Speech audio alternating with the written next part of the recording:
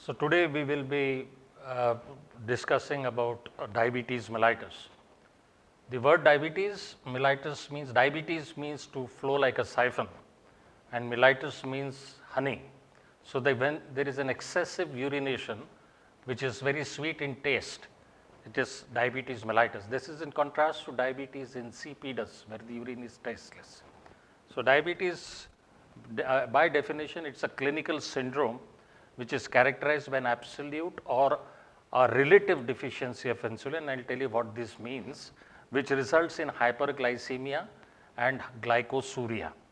So it's a metabolic syndrome. It's a syndrome which is characterized by hyperglycemia as a result of relative or an absolute deficiency of insulin, and causes lots of other complications on the blood vessels, and therefore it is also called a vascular disease, because majority of patients who have diabetes, they die because of a vascular disease.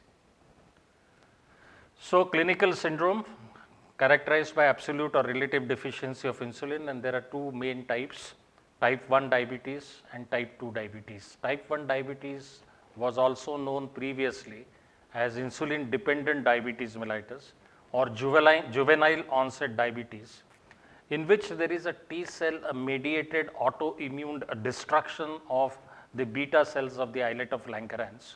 There is an autoimmune condition where the antibodies destroy the beta cells and causing insulitis. And there are a lot of antibodies which are raised in these patients who have insulin antibodies or GAD antibodies, and that is associated with other autoimmune diseases also. So type 1A is autoimmune, type 1B, a small fraction of type 1 diabetes do not have raised autoimmune antibodies like islet cell antibodies, and this is an idiopathic variety of type 1 diabetes. Type 2 diabetes was previously known as non-insulin dependent diabetes mellitus or maturity onset diabetes mellitus, where the initiating event is insulin resistance and the confluence of hereditary factors and adverse environmental influences like diet, obesity and sedentariness actually has resulted in a massive increase in the number of cases with type 2 diabetes. Now, type 2 diabetes constitutes nearly 90 to 95% of all cases of diabetes, in contrast to type 1, which constitute hardly 5% of patients of all diabetics. So basically type 2 diabetes is a progressive insulin secretory defect in the beta cells on the background of insulin resistance, which is the initiating event. There is a third variety called gestational diabetes, which occurs in pregnancy, where pregnancy is considered to be an insulin resistant state. And so again, revising what is the two types of diabetes. Type 1 constitutes only 2 to 5%, occurs in children below the age of 30 years, whereas type 2 constitutes more than 95% and occurs in after the age of 30 years. Now we are getting, because of mass lifestyle changes, we are also getting type 2 diabetes at a younger age group as well. Usually patients of type 1 diabetes, they are insulin deficient, and because there is a secretory defect of the beta cells of the islet of Langerhans, and therefore patients are lean and thin, whereas patients of type 2 diabetes are obese, which is an important risk factor for development of type 2 diabetes. Ketoacidosis, which is a metabolic complications of excess hyperglycemia, in which there is a breakdown of fatty acids, fats are metabolized and resulting in formation of ketone bodies, is a more common complication of type 1 diabetes, but is somewhat rare, but also seen sometimes in type 2 diabetes. And type 1 diabetes can be treated only with insulin. There is no alternative to type 1 diabetes treatment other than insulin. And prior to the discovery of insulin in probably 1922 by Banting and Best, all patients of type 1 diabetes, once they developed type 1 diabetes, used to die rapidly because there was no insulin. Now insulin is life-saving in these patients, and no amount of oral drugs work here. So type 1A is again immune mediated, where there is insulitis, which is an inflammation of the islet cells of the islet of Langerhans. And there are anti-insulin antibodies, GAD antibody, glutamic acid decarboxylase positive antibodies. Autoantibodies are positive in more than 80% of patients with type 1 diabetes, and type 1B is idiopathic, where these antibodies are not present. Whereas type 2 diabetes, the incidence is increasing dramatically in epidemic proportions, and there is in fact India is facing an escalating and an accelerating epidemic of diabetes, which is basically because of increase in type 2 diabetes, and which is essentially driven by the adoption of unhealthy lifestyle, and it's basically lifestyle driven. At the time of diagnosis, majority of patients of type 2 diabetes actually already have some sort of a vascular complication, nearly 50%, because mild hyperglycemia may remain as asymptomatic. And at the time of detection, when you do screening for other target organ damage or end organ damage, nearly 50% of patients who have whose diabetes is detected at the onset, they have some amount of vascular complications, 50 to 25%. Family history of diabetes much more commoner in type 2 diabetes. In type 1 diabetes, the etiopathogenesis is that there is usually a viral infection, and that leads to a release of an immune mediated response and production of antibodies, which actually attack the beta cells and destroy the beta cells of the islet of Langerhans. Whereas family history is much more commoner in type 2 diabetes. As I have said, family history is uncommon in type 1, more common in type 2, and other autoimmune diseases like pernicious anemia, which is basically antibodies against the parietal cells and the intrinsic factors. Much more these associations, and Hashimoto's thyroiditis. These are autoimmune organ-specific antibodies, organ-specific autoimmune diseases are much more common in type 1 diabetes than in type 2 diabetes. In patients who are of type 1 diabetes, if they are not put on insulin, they rapidly progress and they develop ketoacidosis and die. So there are other types of diabetes. I have just mentioned about gestational, where diabetes detected for the first time, usually in the third trimester in 24 to 28 weeks. Then there are other types of diabetes which are not so common but are seen many times. One is the MODY, which is maturity onset diabetes in the young. Here the patients behave like type 2 diabetes, but the presentation is quite early, before the age of 30 years. And usually the inheritance of type 2 diabetes, where family history is common, is usually polygenic. That means there is not a single gene. There are multiple multiple genes are responsible for development of type 2 diabetes, but a type of variety of diabetes which is called monogenic, where a single gene has been identified as a cause of diabetes, that is MODY. So there are about 6 varieties of MODY 1, 2, 3, 4, 5, 6, where a particular gene, specific gene is defective, and therefore it is also called monogenic diabetes or MODY, where they can be treated with oral drugs, and these patients behave like type 2 diabetes. There is a condition called LADA. This term is now in the recent guidelines that they have discontinued. This was very commonly used before.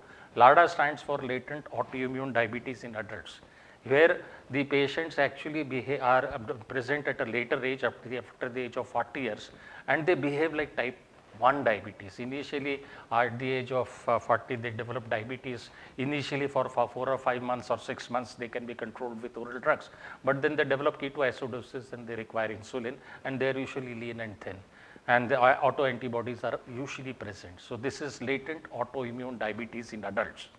There is another type of diabetes which is quite common in Kerala, which is fibrocalcific pancreatic diabetes, where there is a calcification in the pancreas. If you take an abdominal X-ray, you will find a lot of calcification in the pancreatic area, in the pancreas. This is much more common in South India, where there is a habit of eating cassava. That has been incriminated, and we get cassava chips. If you go to Kerala and Trivandrum, you will get cassava chips. Cassava is eaten there, and that has been incriminated. These patients usually present with severe abdominal pain, just like in pancreatitis, repeated abdominal pain, and they have chronic pancreatitis in childhood. And if you do an X-ray, and these patients have diabetes, which has to be treated. And these patients, if you do an X-ray abdomen, you find calcification in the pancreas. So this is fibrocalcific pancreatic diabetes, which is very peculiar to Indian setup. It's not so common in the Western countries, and particularly in South India, this fibrocalcific pancreatic diabetes is particularly common, and cassava eating has been incriminated in the etiopathogenesis of fibrocalcific pancreatic diabetes, where the patients also have exocrine insufficiency. In the form of that, they also have malabsorption and steatorrhea, along with destruction of beta cells and diabetes being manifested. The other type of diabetes is called pancreatic diabetes in patients who have pancreatitis of any origin. I mean, a patient has repeated attacks of acute pancreatitis, or patients have chronic pancreatitis or pancreatic malignancy carcinoma, or patients who have undergone pancreatectomy, or patients of cystic fibrosis, which is called mucoviscidosis, which is basically a disease of the exocrine glands. And also in these patients, the patient can develop pancreatic exocrine as well as endocrine deficiency. We know pancreas has got an exocrine function, which one means that they secrete a lot of digestive enzymes which actually help in digestion of food, but also in addition pancreas secretes insulin, which is the endocrine function. So patients may have cystic fibrosis patients can develop diabetes also. So there are other endocrine causes of diabetes. One of them is acromegaly, in which there is excess of growth hormone secretion, Cushing's syndrome, where there is excess of glucocorticoid secretion, glucagonoma, which is again a disease of the pancreatic alpha cells which produce glucagon. There's a tumor there. And also patients with thyrotoxicosis and pheochromocytoma. Pheochromocytoma is basically a tumor of the adrenal medulla. So basically insulin is the only hormone.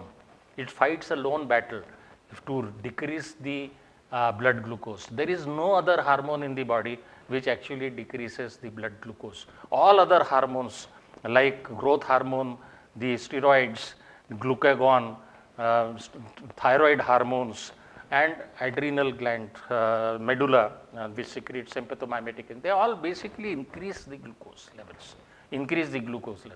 Insulin is the only hormone, fights a lone battle against all hormones to bring down the blood sugar. And all other hormones, and therefore all other endocrine disorders, there will be some amount of hyperglycemia and may have diabetes mellitus. There are certain drugs which can increase blood sugar, like steroids or non-steroidal anti-inflammatory drugs or thiazide diuretics can increase the blood glucose. We have seen a surge of diabetes in India when steroids were abused in the second wave of COVID, and the patients received excessive unindicated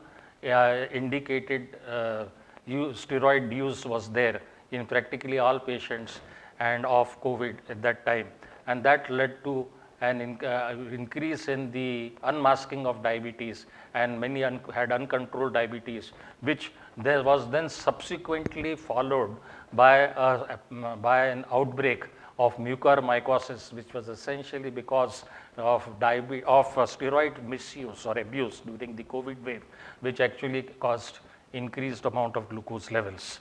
So these are other causes of diabetes mellitus, which can also be treated properly, so that if there is an endocrine cause, you can actually treat that and control the blood sugar, and diabetes can be removed. Now this is a very important slide which all students should remember, and these are the cutoff levels. The normal blood glucose fasting is less than 100 mg/%. So the fasting, which means that person has fasted for at least 8 hours overnight fasting, and if you do a fasting plasma glucose, it should be normally less than 100 mg/%. And after 75 grams of glucose 2 hours after or postprandial after meal, 2 hours after meals, the normal level of plasma glucose should be less than 140 mg/%. This is very important for all of us to understand and remember these figures. Diabetes, on the other hand, is when the fasting plasma glucose is more than or equal to 126 milligram percent. Whereas if the 2-hour post meal or after 75 grams of glucose load, if the if the plasma glucose is more than 200 milligram percent or equal to 200 milligram percent, these are the cutoff levels for defining diabetes. So fasting more than 126 and post meal more than 200 is diabetes. We can make a diagnosis of diabetes.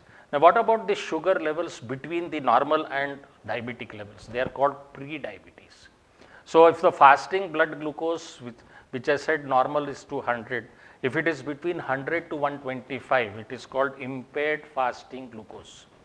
And if the 2-hour postprandial meal, if it is between 140 to 199 milligram percent, that is called impaired glucose tolerance. So impaired fasting glucose and impaired glucose tolerance, both of them actually are known as pre-diabetics. Pre-diabetics are also at a risk of developing macrovascular complications and also at risk of developing macrovascular complications of diabetes, and therefore should not be neglected. So up till now, the diagnosis of diabetes was essentially made by plasma glucose levels. But now recently, about a few years back, the diagnosis of diabetes can be made by doing hemoglobin A1C, or what is known as glycosylated hemoglobin. Hemoglobin A1C is the fraction of glucose of the hemoglobin which is glycosylated, which means what happens is that when there is an excess amount of glucose in the blood, what happens, there is a non-enzymatic glycosylation of proteins, and that results in formation, and there is hemoglobin, globin is a protein. So there is a certain percentage of hemoglobins gets glycosylated by a non-enzymatic reaction because of an elevated blood glucose. That is known as glycosylated hemoglobin. Remember, hemoglobin A1C is expressed as a percentage, not in gram. Hemoglobin is expressed as a gram percent, but glycosylated hemoglobin is the percentage of total hemoglobin which is glycosylated, and it is expressed as a percent. Normally, glycosylated hemoglobin is between 4.5% to 5.6%. If the glycosylated hemoglobin A1C is between 5.7 to 6.4, now these figures are also important for all of you to remember, is that if it is between 5.7 to 6.4, that is known as pre-diabetes. Whereas diabetes can be confirmed if the glycosylated hemoglobin, or the percentage of hemoglobin which is glycosylated, which is hemoglobin A1C, is more than or equal to 6.5%. We can make a diagnosis of diabetes. So advantage of glycosylated hemoglobin is that it does not require a fasting stage.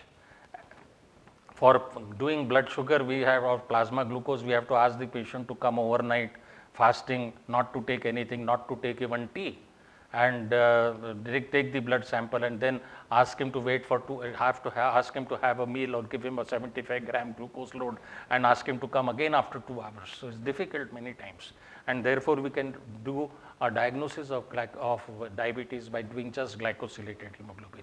Up till now, glycosylated hemoglobin or hemoglobin A1C was only used to monitor patients who had diabetes, whether they have reached a target goal or not. See, because glycosylated hemoglobin reflects the average or the mean blood glucose in the past 3 to 4 months.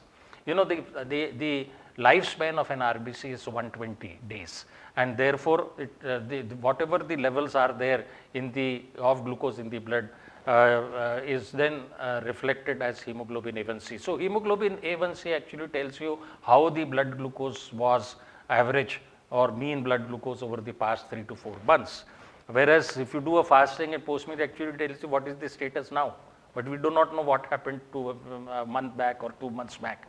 That time it might be elevated. So it's important that we do glycosylated hemoglobin initially for diagnosis of diabetes, but also when you are treating a patient of diabetes, glycosylated hemoglobin should be repeated at least 6 monthly or 4 to 6 monthly, so that, and the goal of control of blood glucose it should be is glycosylated hemoglobin, the goal should be less than 7%. We cannot bring it to 4.5 normal, because if we do that, a lot of hypoglycemias can occur which can be fatal. So this glycosylated hemoglobin, all of you should understand what it means. It is used now both for diagnosis as well as for monitoring treatment of diabetes. This is what is the goals, where normally we expect that the glucose fasting should be less than 110 and post meal should be about 140, and glycosylated hemoglobin hemoglobin A1 should be less than 7%. Now let us talk about gestational diabetes in slight details. Is the first onset of diabetes or which is recognized during pregnancy. Usually it is recognized in the 24 to 28 weeks of gestation, and it requires prompt and diagnosis and treatment. So because pregnancy is an insulin resistant state, and it increases the insulin resistance, and because of that the patient's blood sugar gets elevated and causes hyperglycemia, which immediately returns back to normal once the delivery has occurred. And many times patients who are planning to have diabetes, planning to have pregnancy, females, should, before they actually conceive, they should actually get their blood sugar tested to know whether they have undiagnosed, untreated diabetes or not. Or and at the first trimester, and especially in the third trimester, we should know whether they have gestational diabetes or not. So, and we should also get the glycosylated hemoglobin done. How do you diagnose for gestational diabetes? Screening for a diagnosis of gestational diabetes is that we have to do a fasting plasma glucose, and if the fasting plasma glucose if it is more than 92 milligram %. Now look at these figures for diagnosis of gestational diabetes. They are different from what are used for diagnosis of diabetes in non-pregnant females or males. So in non-pregnancy, the figures are different. For diagnosing gestational diabetes, the figures are different. Now this is taken from the latest recommendations of the American Diabetic Association, and where we actually do an oral GTT using about 75 grams of glucose. Usually this two-step test is done in 24 to 28 weeks, especially in high risk groups, and South Asians actually are at high risk, and so in India practically every female should undergo a GTT, and between 24 to 28 weeks of gestation, and the fasting should be less than 92 milligrams. If it is more than 92 milligrams, she has gestational diabetes. After 1 hour, normally we do it after 2 hours, but for diagnosis of gestational diabetes, we need to do a 1 hour glucose after giving a 75 grams of glucose, and if it is more than 180 milligrams 1 hour, you can make a diagnosis of gestational diabetes, and after 2 hours, if it is more than 153 milligram %. So fasting more than 92 and or 1 hour more than 180 milligram %, and or 2 hour more than 153 milligrams. These are very important figures which all of you should remember for diagnosis of gestational diabetes. The figures are different from what the figures are for diagnosis of non-pregnant persons. So after 75 gram glucose, fasting glucose should be less than 92, 1 hour should be less than 180, and 2 hours should be less than 150. If there any one of them, if it is elevated, we make a diagnosis of gestational diabetes. Now why it is important, and these are all the high risk people who are actually can develop gestational diabetes, who are obese, who have a history of being delivered a large baby of more than 4.5 kgs, or a previous history of gestational diabetes, or a first degree relative of a patient who has diabetes, or patients who have polycystic ovarian disease, or who are from South Asian race as we are. These are high risk groups. Now what is the problem of effects of hyperglycemia in early pregnancy? In the first 6 weeks, if there is hyperglycemia, there is uncontrolled blood sugar, that will lead to fetal malformations, and fetal malformations like cardiac, renal, skeletal malformations like spina bifida are much more commoner if the blood sugar remains uncontrolled in the first trimester, and therefore it is very important that a person who is actually planning pregnancy should actually get the blood sugar tested, because gestational diabetes will not occur in the first trimester. It is the undetected diabetes. So early pregnancy in the first 6 weeks, where the development of the fetus is going on, that time if the sugar is uncontrolled, chances of malformations are very high. And higher the glycemic, poorer the glycemic control, more the chances of developing a congenital malformation. And diabetic ketoacidose is also very important, dangerous in pregnancy. And in pregnancy, therefore, it is very important that we monitor the blood sugar very closely. And because the pregnancy outcomes are perinatal mortality is also high, congenital malformations in the baby is high, and the babies who are born to diabetic mothers are usually larger babies. They are called macrosomic babies. Body weight is high. So India is now fast becoming the capital of diabetes. In fact, India has the dubious distinction of having a large number of diabetics, and because of the particular ethnicity, they are just below China, and probably in another few years we will overtake China also as well. And again, it is driven by lifestyle changes. Another peculiarity about diabetes in India is that they develop a decade earlier. In Western countries, the mean age of onset of diabetes is 45 years. In India, it is 35 years. And again, driven by lifestyle changes. The unhealthy teens, which is very common in metropolitan cities and urban India, because of indulgent lifestyles in children, because of overeating and not lack of exercise, adolescent obesity is on the rise, and we know adolescent obesity is a forerunner of adult obesity and leads to a slew of ailments like diabetes being the most common. One of the signs of insulin resistance in diabetes is this velvety dark appearance, which is shown here in the red circle in the neck, nape of the neck.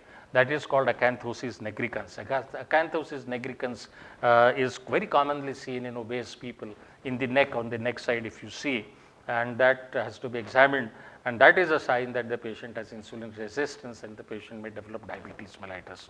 Because insulin resistance is the first step, initiating step in the pathogenesis of diabetes. In addition, this person is also obese and has a buffalo hump, double chin.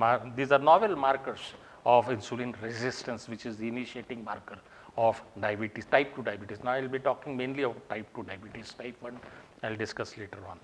So, insulin resistance is the first thing which develops in type 2 diabetes, and insulin resistance is essentially driven by lack of physical activity and abdominal obesity. Abdominal obesity means the increase in waist circumference more than 90 centimeters in males and 80 centimeters in females. Waist circumference, which is measured midway between the iliac crest and the lower border of the costal margin, usually at the level of the umbilicus in a fasting state in the phase of expiration.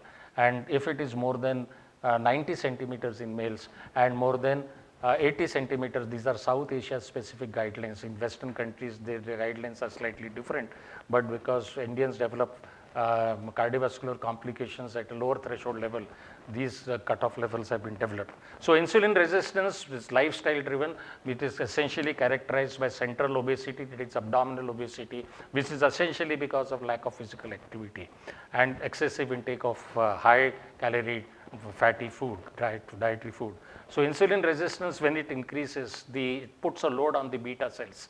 And because the beta cells have the insulin which is produced does not actually work so well in bringing down the blood sugar. So what happens is the beta cells produces more amount of insulin, and that leads to beta cell hyperfunction, and that leads to hyperinsulinemia initially. So hyperinsulinemia occurs initially, beta cells function more to produce more insulin so that it normalizes the blood sugar, and then subsequently the beta cells fatigue. So you cannot go on flogging a tired horse and ask him to work more.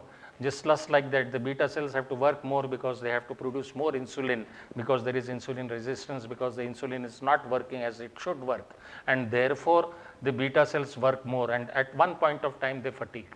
And it is at that point when the beta cells become fatigued or become dysfunction sets in that hyperglycemia occurs and the diabetes becomes clinically manifest. So it's a beta cell function combination of insulin resistance which precedes the beta cell dysfunction by many years, and it is when the beta cells also start dysfunctioning It is at that point hyperglycemia sets in and diabetes becomes clinically manifest. So, and the first thing which occurs is post-meal glucose starts elevating. So, if you are screening patients of diabetes, it is better to do a postprandial or post-meal blood glucose, because the post-meal blood glucose and the fasting glucose may be normal, but the post-meal glucose may be abnormal, because glucose tolerance, impaired glucose tolerance occurs earlier than impaired fasting glucose in the pathophysiology of diabetes. So, if a person eats a food and his blood sugar done after 2 hours, that is post-meal blood sugar or plasma glucose, is the first defect or first thing which occurs in diabetes. So, and after a few years, what happens is that the fasting glucose starts rising also. So, insulin resistance is first, that leads to insulin beta cell, more work on the beta cells, beta cell exhaustion, beta cell dysfunction. Then there is postprandial hyperglycemia, and after a few years there is also impaired fasting glucose. So, these are the steps when the pathogenesis of type 2 diabetes. And by the time diabetes is actually, so first thing is what is known as the insulin resistance, then the beta cell function decreases, and by the time actually diabetes is detected, more than 50 to 80% of beta cells have already been exhausted and dead and not functioning. So, it is a progressive disease where beta cell dysfunction goes on increasing over a period of time, and at the time of diagnosis usually 50 to 80% of beta cells are not functioning, and that is a very late stage. So, we have to intervene at an earlier stage so that the beta cells are actually functioning all right. And this is a slightly complicated slide, but this shows the relationship of postprandial glucose with glycosylated hemoglobin. So that the yellow thing actually tells you postprandial glucose, and the red actually tells you fasting plasma glucose.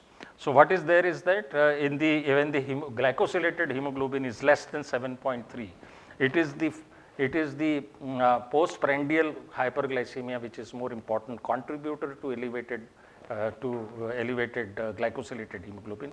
But if you look at the last bar, you will find that when the glycosylated hemoglobin goes on increasing and it is about more than 10% glycosylated, it is the fasting, initially it is the postprandial, and when it is high glycosylated hemoglobin, it is the fasting plasma glucose which is an important contributor for glycosylated hemoglobin.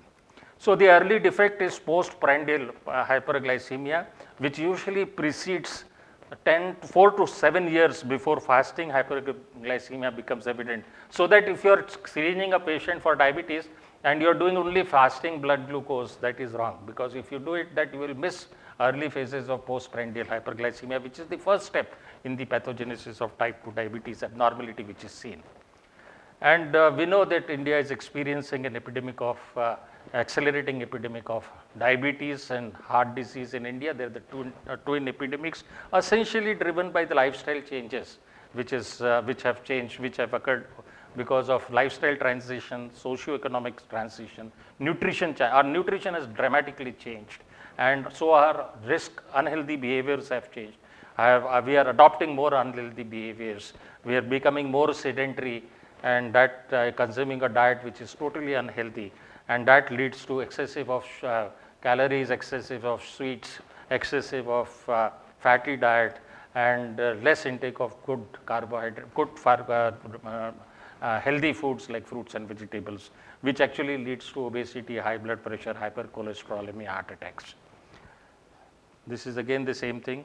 And in fact, India has got a dual burden of disease, which means in addition to what I am talking about, adolescent obesity and other things, we have a double burden of disease. These are own Indian industrial study which actually showed that there is an equal burden of underweight people, and malnutrition still is prevalent in certain parts of India and in the poor. And in addition to that, we have many people who are obese. So India has a dual burden of disease, and India is experiencing what is known as the epidemiological health transition, which is transition from communicable and infectious and parasitic diseases to non-communicable diseases like heart attacks, paralytic strokes, hypertension and diabetes. We still have an unfinished agenda of communicable diseases, and pandemics like COVID actually come up off and on, and the swine flu pandemic, which reminds us that we have a very important agenda of communicable diseases which are still unfinished. In fact, if you see the number of deaths due to non-communicable disease, they have doubled in the last 2 decades, and deaths due to communicable diseases have halved in the last 2 decades. So there have been definitely decline in communicable disease deaths, essentially because we have a lot of vaccinations and other things which are coming in. And why the non-communicable deaths are increasing is because of the unhealthy lifestyle which has occurred. And we have a rising trend of diabetes in India.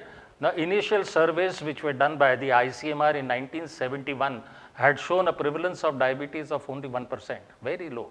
And now the prevalence, when the Indian INDIAB study in which we had participated, which was a large study which actually showed that the prevalence is nearly 15 to 20% in the elderly, and above the age of 20 years it is nearly 12%. So why this dramatic increase of diabetes has occurred is essentially because of lifestyle changes, because for any disease to become clinically manifest, there has to be a confluence of genetic susceptibility and adverse environmental influences. And there is no reason to believe that our genes have mutated in the last few decades. What has definitely altered is our lifestyle, and therefore, which is now incriminated in the escalating epidemic. And unless and until preventive steps are taken now, WHO predicts that this will continue to increase further in India, and which may have disastrous results. In the US, there has been a substantial and a very sustained decline of all these risk factors and heart attacks and paralytic strokes in the last few decades, last 2 decades. In India, we have yet to achieve that plateau, and we continue to increase. So diabetes is increasing. And this is again the INDIAB study which I was talking about, which is the largest nationally representative government funded study funded by the ICMR INDIAB study, in which we had found done in 2011, where we found 62.4 million diabetics and 72.2 million pre-diabetics, which means the prevalence of pre-diabetics was more than in diabetics. What does this mean? This means that this pre-diabetics over a period of time, unless preventive steps are taken, will go on to develop diabetes. And therefore, this epidemic of diabetes which we are experiencing is destined to escalate further in future, because we have more pre-diabetics now than the diabetics, which will convert to diabetics in the future. So this is a very important message, that the study, actually a nationally representative study published in a very reputed journal funded by the ICMR, actually showed that the pre-diabetics are more than the diabetics, indicating that we should be prepared for an escalating epidemic of increasing number of diabetics in India. Now look at this again. The same study actually shows that 75% of diabetics were undetected in the rural, and 66% were undetected in the urban area in Maharashtra. This is a huge number. So majority of diabetics remain undetected, untreated, and uncontrolled, similar to hypertension. And why this occurs is because mild elevations of blood sugar actually remain asymptomatic, and patients do not, and people in large do not have the time to go to a doctor and get their blood sugar tested. And because of that, in this survey actually showed that 75% of diabetics were detected for the first time during the survey in the rural, 3/4, only 25% were detected in the rural area in Maharashtra, and in 2/3, that is 66%, were detected for the first time during this survey, indicating what? That there are large number of undetected and also large number of untreated diabetics, and the diabetic awareness is dismal in India, where especially in the rural area. What is diabetic awareness? That is measured by the ratio of known to unknown diabetes, to newly detected or freshly detected diabetes. It remains extremely low, as more than 2/3 diabetics are undetected and detected for the first time during this survey.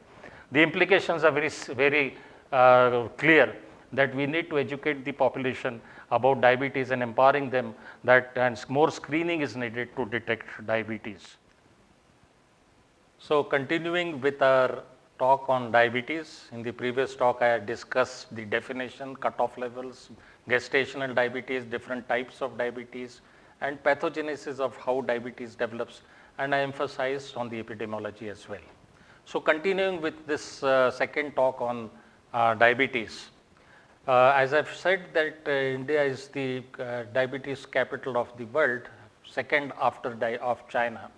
The number of diabetics in India are very high, and why South Asians, that means people living in Indian subcontinent, that is India, Pakistan, Bangladesh, Sri Lanka and Nepal, are more prone to develop diabetes as compared to the Western population. This is because of a peculiar body composition which is seen in Asians. This is called the Asian Indian phenotype, and typical body composition which causes unique biochemical abnormalities in Indians. So for a given body mass index, Asian Indians have a higher percentage of body fat, have higher central obesity, that means abdominal obesity, also called abdominal obesity in the fat in the stomach area, high waist circumference, and have a greater insulin resistance.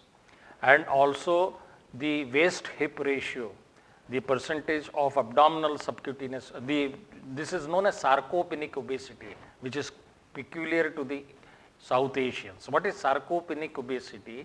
Is that there is less protein, more fat. Sarcopenia, which means less amount of proteins or muscle mass, and and obesity means more amount of fat. So less amount of muscles, more amount of fat, which is peculiar to South Asians, and they have a higher waist by hip ratio as compared to, and higher levels of intra-abdominal fat. Now waist circumference is a surrogate marker of intra-abdominal fat, and which is more, and retroperitoneal fat, which is more dangerous. Why it is dangerous is that this retroperitoneal or abdominal fat actually produces lot of harmful substances. These harmful substances are like homocysteine, fibrinogen, or higher amounts of interleukins and tumor necrosis factor, and these harmful substances actually go to the liver, and insulin resistance sets in because of increase in abdominal fat, which is metabolically active because it produces lot of substances.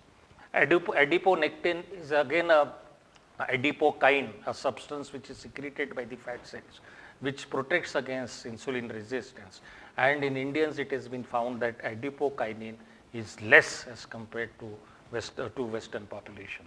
We have higher levels of high sensitivity C-reactive protein, which is a marker of inflammation, and higher homocysteine levels, higher levels of fibrinogen and plasminogen activating inhibitor, which is basically prothrombogenic state, and higher lipoprotein little a.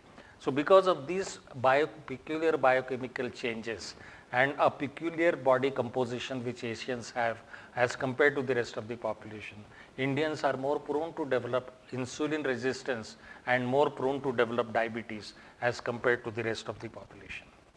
So for a given BMI, if you see the percentage of body fat, it is much more higher in South Asians than in Western population.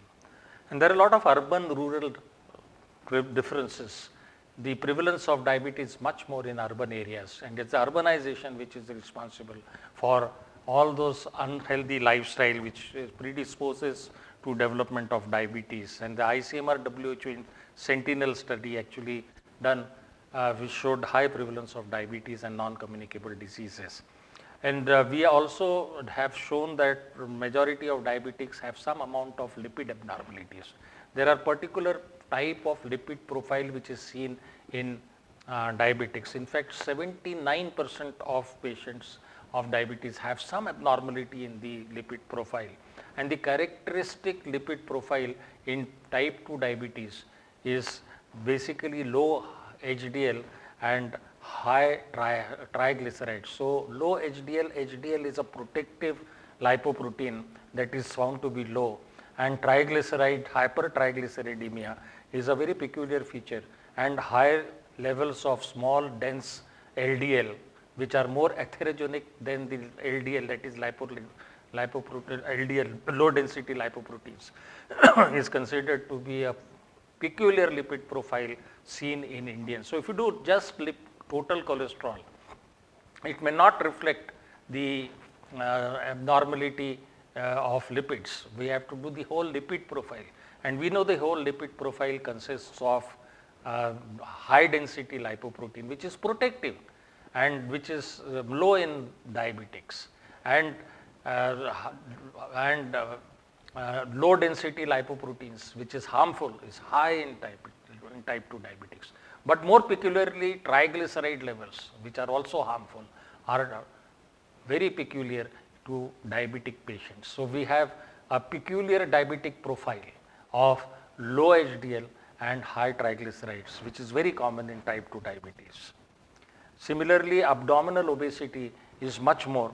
In 1/3 of the patients who actually have got abdominal obesity, recreation, physical activity and exercise is also very uncommon in Indians, and people during recreation or leisure time physical activity is very low. More than 90% in our study actually showed that people, 90% of people are not involved in leisure time recreational physical activity, and good glycemic control, that is hemoglobin percent less than 7%, is also very uncommon in type 2 diabetics, and awareness of diabetes in the rural population, also in urban population, is very, very low, and therefore more awareness campaigns and more screening for diabetes is essential in order to improve the outcomes in patients who have diabetes.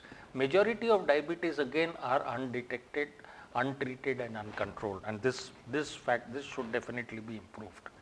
Now we have this IDRS, this is risk score which was developed by Mohan et al. In our study, where Indian diabetes risk score, where takes into account age, the waist circumference, physical activity and family history of diabetes. And if these 4 things are assessed, we can assess who is at risk of developing diabetes, which has a high sensitivity and specificity by just these 4 measures which are easily measurables.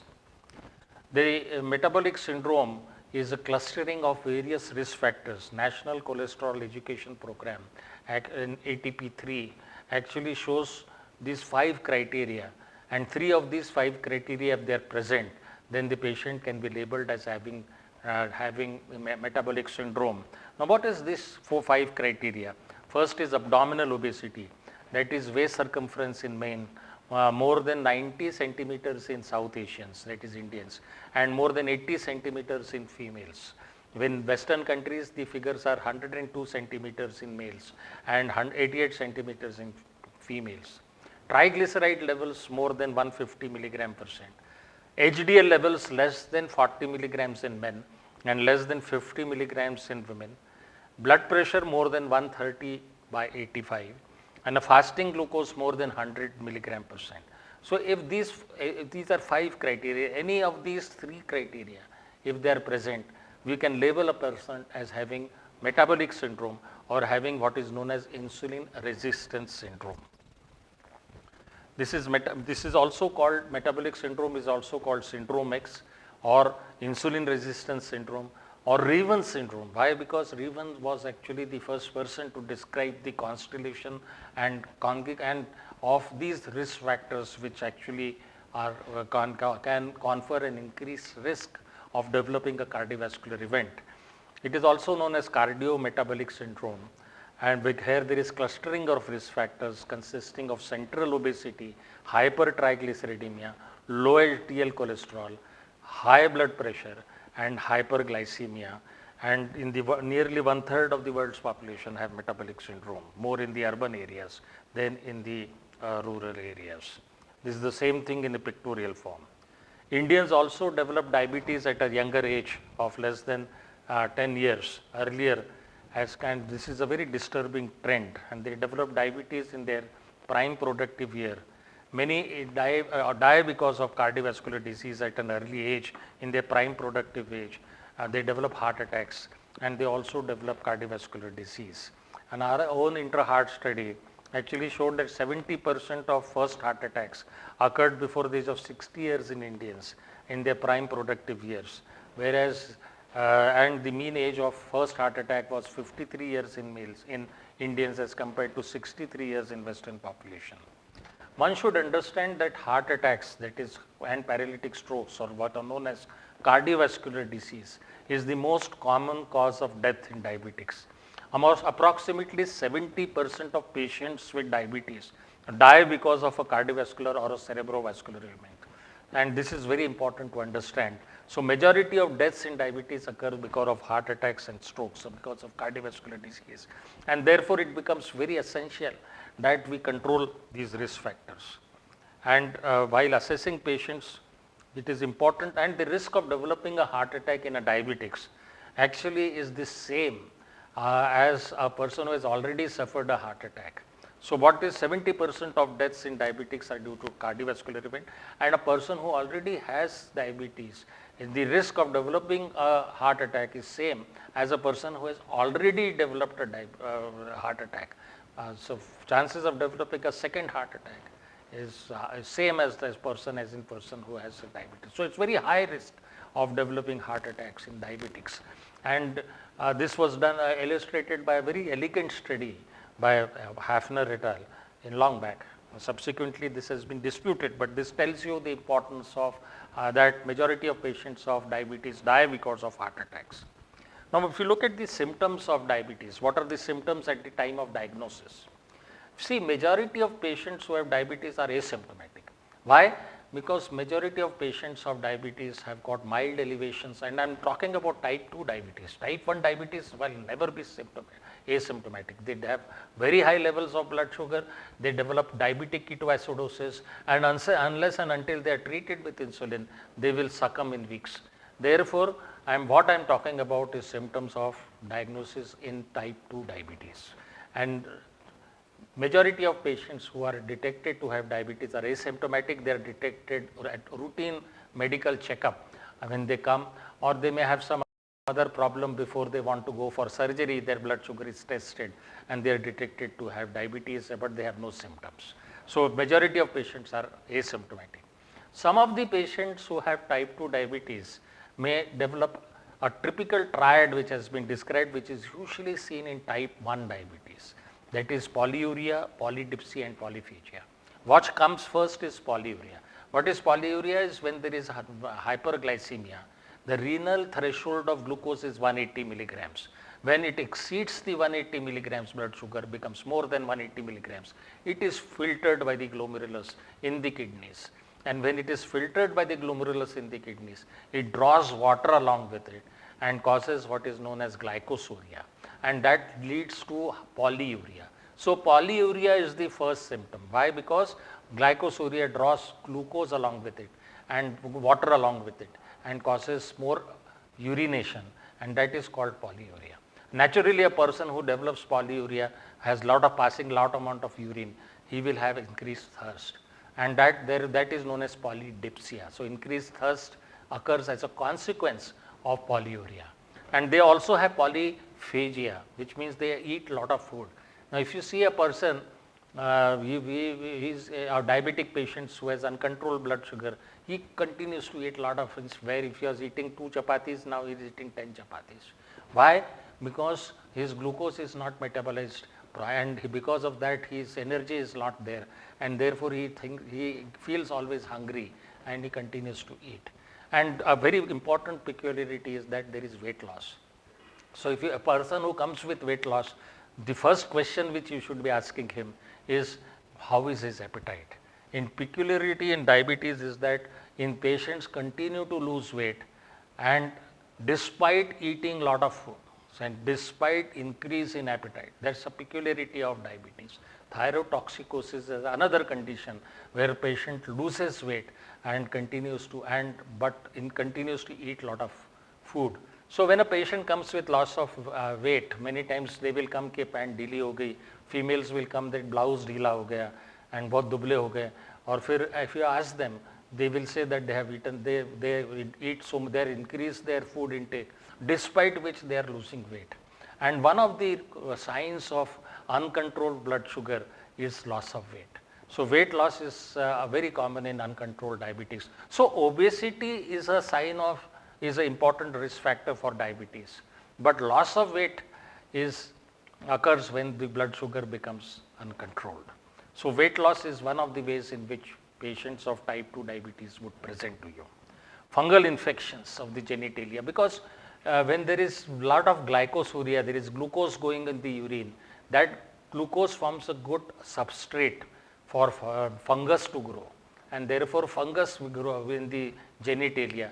Many patients present to us with balanoposthitis, that is fungal infections, candidial of the penis, and in females vulvovaginitis. Again, if you give just antifungal agents, it responds, but then it recurs and comes back. So that is an opportunity to get the blood sugar tested immediately, so that we will know that the patient has diabetes. And glycosuria predisposes to fungal infections of the genitalia. And unless and until the blood sugar is controlled, he will have repeated fungal infections in the genital region. Very easy to understand, because there is glycosuria and glucose forms a good substrate for fungus growth, and therefore unless and until blood sugar is controlled and unless and until glycosuria stops, the patient will continue to experience repeated attacks of. So if you get a patient who has fungal infections in the genitalia region, always checks for the blood sugar. Patients also, many patients complain of generalized fatigue. They say बहुत थकवा आता है, बहुत थके थके लगता है. Why this occurs in patients with diabetes is that there is glucose is not being metabolized, glucose is high, and therefore they feel fatigued. So any patient who presents to you with generalized fatigue, get the blood sugar tested. Many patients of diabetes present with non-healing ulcers, recurrent boils, recurrent urinary infections, and these are very common ways in which type 2 diabetes can present. Even patients are more prone to develop tuberculosis, which can get reactivated also once they develop diabetes. Basically, hyperglycemia basically is immunocompromised state. Fungal infections particularly common. We have also experienced an outbreak of mucormycosis after the abuse of steroids, which cause hyperglycemia after in the second wave of COVID, again because of high blood sugar precipitated by steroid use. So fungal infections are quite common in uncontrolled blood sugar. Now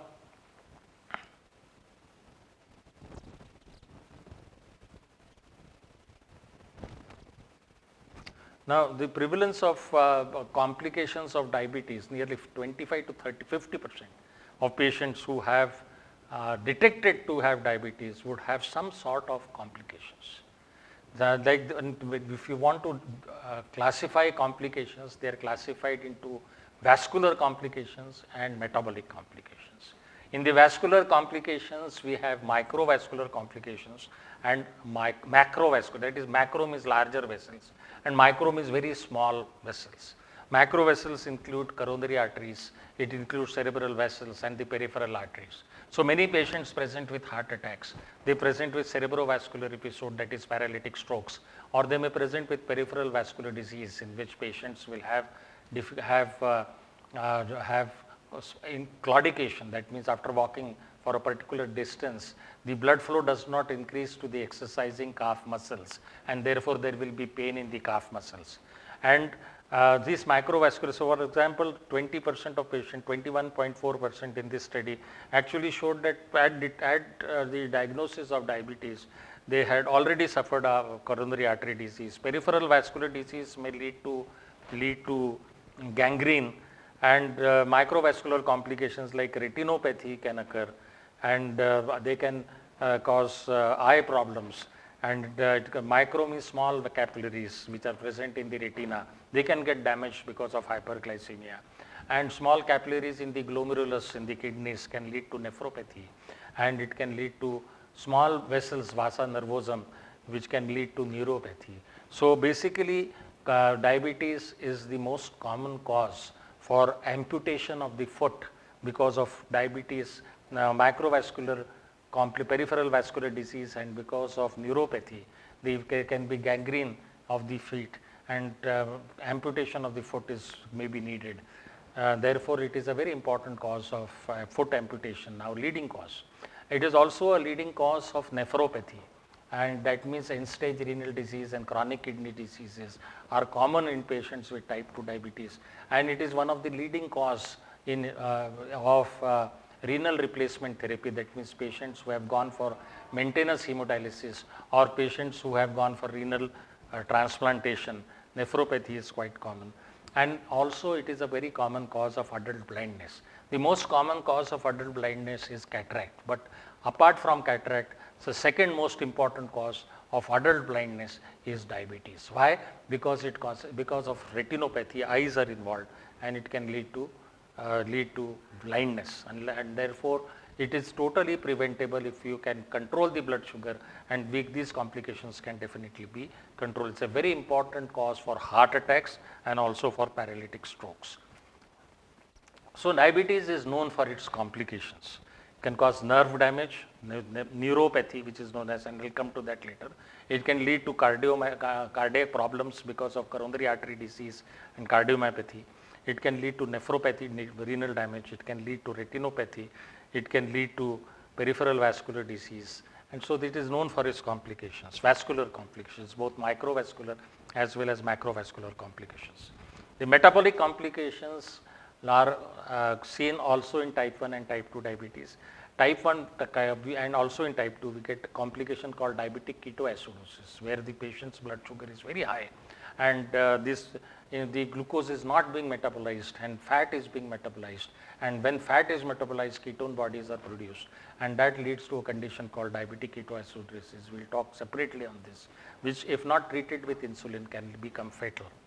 And also a condition called hyperosmolar non-ketotic coma, which is particularly common in elderly people where they don't take fluids properly, blood sugar levels are very high, but they don't go into ketoacidosis because there is a relative deficiency of insulin and the insulin levels are okay. But the blood sugar rises very high, about 500, 600 milligrams of glucose, and that causes hyperosmolarity, and that causes a lot of urination, and this is not being replaced properly, and that leads to hyperosmolar non-ketotic coma. Lactic acidosis and is common complication of metabolic complication, and many patients who are of diabetes who are on medication, especially insulin, can develop hypoglycemia. So these are metabolic complications which can occur with diabetes.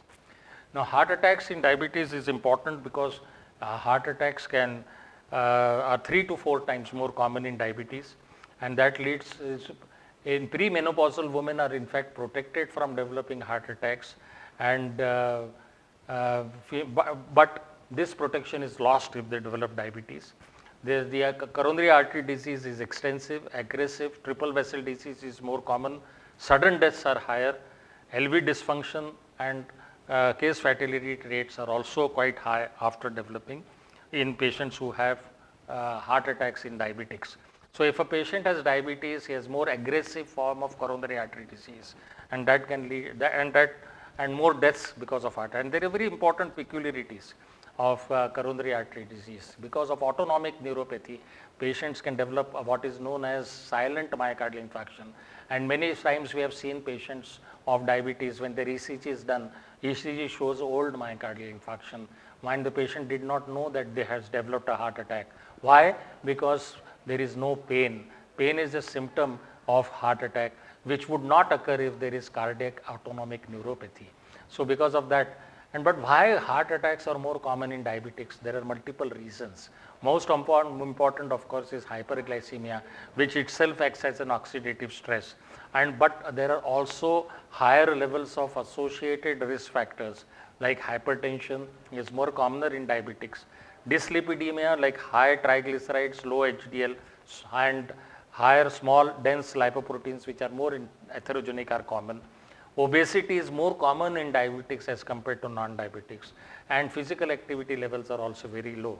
So there is a clustering of risk factors for heart attacks in type 2 diabetes in patients who have which predispose them to develop heart attacks, which is the most common cause of death in diabetes. And our inter-heart study actually showed that diabetes is a very important risk factor for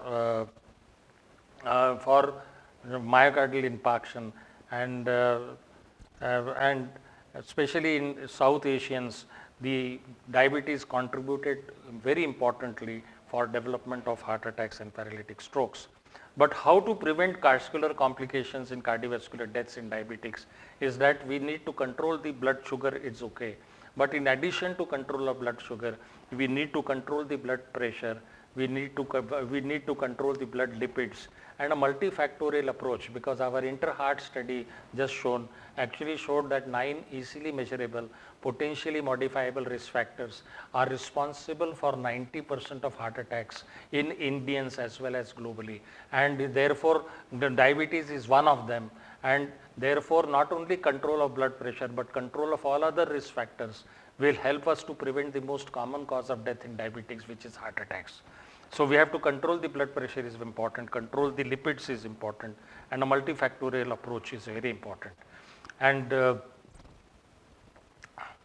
therefore, blood pressure is very important determinant for cardiovascular disease, and majority of studies have shown that when we make a tight control of blood sugar, it definitely helps to reduce the microvascular complications, which means they decrease the retinopathy, nephropathy, and peripheral neuropathy. But for mortality benefits, the more longer follow-up is needed, and it helps in reducing the cardiovascular disease and mortality in long-term follow-up also. But a multifactorial approach can control of other risk factors is also very important, which has been demonstrated amply in the STENO-2 trial. So control of cardiovascular disease and prevention of heart attacks in diabetics needs a comprehensive care with aspirin, statins, and targeted blood pressure and targeting controlling all the other risk factors. And therefore, when we want to treat patients of diabetes, we need not only be concentrating on blood glucose levels, but we have to concentrate on blood pressure levels, also on lipids levels, and control them so that we can prevent heart attacks and paralytic strokes. And in fact, it has been shown that blood pressure control in fact is more cost effective than controlling blood sugar to prevent heart attacks in type 2 diabetes. And these are some guidelines which have shown that if you control the blood sugar very tightly, it leads to hypoglycemia, and that may precipitate problems and deaths also. And therefore, individualized treatment is what is needed. Though the goal glycosylated hemoglobin is 7%, but in patients who are elderly, who have already suffered a heart attack and whose life expectancy is less, in that situation, we can have a glycosylated hemoglobin of 7.5 to 8% also. But if the patient is young and has no other complications and has a long life expectancy, has no other, has no coronary artery disease, no nephropathy, in that situation, tight control is necessary, and we can aim at a glycosylated hemoglobin of 6% to 6.5%. And therefore, when we want to treat diabetes to prevent heart attacks, it's very important that in addition to control of blood pressure, all diabetics should receive aspirin who are more than 50 years of age. And also they should be receiving a statin so that it helps in controlling the blood cholesterol and also helps in preventing heart attacks. So intensive blood pressure control is more cost effective. Use of statins, use of aspirin in all patients who have diabetes is very useful in preventing heart attacks and paralytic strokes. It's very important. And in patients with another important complication which can occur is neuropathy. And neuropathy, we have various types of nerve damage which can occur. We have peripheral neuropathy, which is sensory motor. We have glove and stocking anesthesia and tingling numbness of the extremities, which is very common in diabetics. And it is basically, other types are also very common, like autonomic neuropathy, and I'll describe this in detail. And there is another type which is called diabetic amyotrophy, and also mononeuritis multiplex. These are the various types of neuropathies which are seen in type 2 diabetes, or in patients of type 2 as well as type 1 diabetes. How they occur, neuropathy occurs is because of involvement of vasa nervosum. That means small blood vessels which supply the nerves are affected because of microangiopathy. Because the denominator of all these vascular complications is microangiopathy. That means small vessels are involved. Small vessels which supply the blood nerves are also involved, and that leads to damage to the nerves. There is also accumulation of sorbitol because of the activation of polyoil pathway, and because of aldose reductase inhibitors are now used in the treatment of neuropathy. Accumulation of sorbitol is because glucose is not metabolized, it is converted to sorbitol. That accumulation actually and decrease in myoinositol actually is responsible for neuropathy. And there is also advanced glycosate end products are formed, which are harmful to the nerves and cause damage to the nerves. This is the pathogenesis of type 2 type of neuropathy. In addition to peripheral neuropathy, they can develop diabetic amyotrophy, which is usually there is proximal girdle involvement, there is wasting, asymmetrical involvement. Myotrophy term means that there is muscle nerve involvement because of a primary nerve damage, and which is seen in diabetics is usually proximal and it is usually asymmetrical. Then on a cardiac autonomic neuropathy, that means autonomic nerves are also involved in type 2 diabetes. It can lead to cardiovascular complications like postural hypotension, which means where blood pressure taken in the lying position and then in the upright position, the patient's blood pressure drops in the upright position. That is postural hypotension is common. There is a fixed heart rate and resting tachycardia are signs that the patient has cardiovascular involvement, and there is autonomic neuropathy. And there is gastrointestinal, the movements, peristaltic movements are decreased, and that leads to what is known as gastroparesis diabeticorum. And the patient, even if he takes a small meal, he feels as the full, and therefore that is known as gastroparesis. Peristaltic movements are deranged. And another is that many patients present with constipation. I have seen an elderly patient presenting with constipation as the initial symptom of type 2 diabetes, and alternating constipation and diarrhea. Nocturnal diarrhea also is common in autonomic neuropathy. So these are various gastrointestinal manifestations in type 2 diabetes. Genitourinary is that patients may develop impotence, which is common, and can develop retrograde ejaculation. These are some gastrourinary, and the patient can develop a neurogenic bladder also. That are genitourinary complications are also common in advanced patients of advanced disease neuropathy, which is seen in type 2 diabetes. Patients may develop gustatory sweating, where it is when a person eats food, he starts sweating. That is called pseudomotor complications. Patients may have nocturnal sweats, sweating during eating food is some of the complications or manifestations of autonomic neuropathy.